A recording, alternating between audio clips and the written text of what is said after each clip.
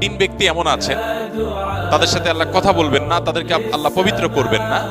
সেই মানুষগুলোর মধ্যে একজন হলেন ওই পুরুষ, যে পুরুষ টাকনুর নিচে পোশাক পরে। পোশাক পরে বলতে যে পোশাক উপরের দিক থেকে যায় সেটা টাকনুর নিচে পরে, প্যান্ট, পাজামা, চাদর, লুঙ্গি, জুব্বা, জামা, এগুলো।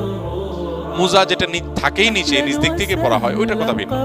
2 নম্বর হলেন ওই ব্যক্তি, যে ব্যক্তি কাউকে দান করে খোঁটা দেয়, অথবা যাকে দান করেছেন তাকে নানান কথা দিয়ে কষ্ট দেয় ময়দানে। নাম্বার 3, ওই ব্যবসায়ী, যেই ব্যবসায়ী তার পণ্য বিক্রি করতে গিয়ে মিথ্যা শপথ করে। এখন তো ঘরে ঘরে ভাই আল্লাহর কিরা, এটা কিনা পড়ছে এত, ভাই কিনতেও পারে না এত টাকা দিয়া, না মিথ্যা কথা।